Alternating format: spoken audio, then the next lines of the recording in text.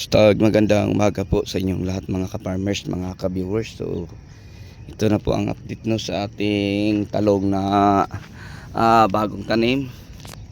So, magpitas kami at pagkatapos naman magpitas ay tatanggalan namin ito ng mga matatandang dahon sa ilalim. Kasi marami na mga matatandang dahon na kailangan nating tanggalin. So, kahit nakapagpitas na tayo no, mga 20 times, marami pa po tayong bunga. So ang variety po ng ating talong, share ko lang, ito po ang Calixto F1 ng Swiss Seeds Company.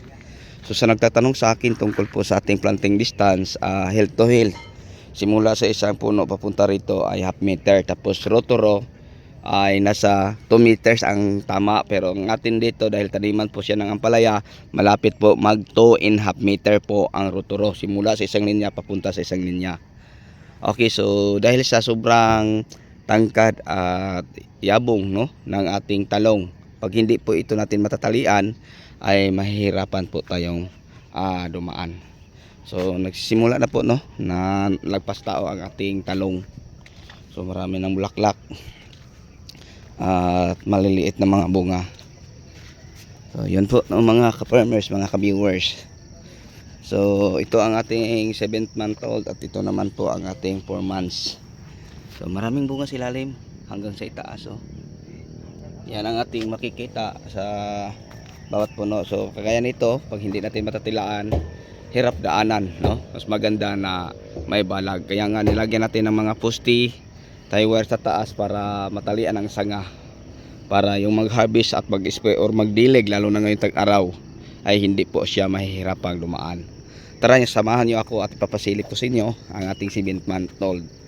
Ito ang kanyang kalagayan ngayon. Maraming mga bunga. Tapos kailangan na natin talian ang mga sanga. Kasi dahil sa sobrang tangkad no sa ating talong. Yan. Oh. So ito ang 2 meters natin, ang row to row. Ang health to health half meter. So hirap natin daanan no pag walang tali kasi lagpas tao na po ang ating talong. So ang gagawin natin dito mga kapwa po farmers, yung mga sanga na bumigay kagaya nito ay kailangan nating talian para yung mag-harvest, mag-spray at saka magdilig hindi po siya mahihirapan.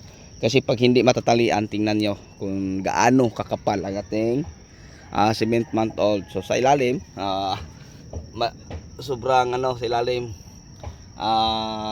malinis at saka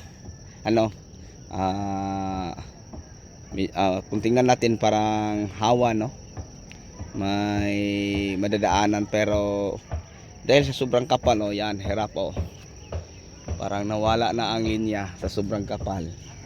So ang gagawin nito ay tatalian ang mga sanga na bumibigay, yan, para yung dumadaan ay hindi po mahihirapan. Ito natatalian so maganda tingnan.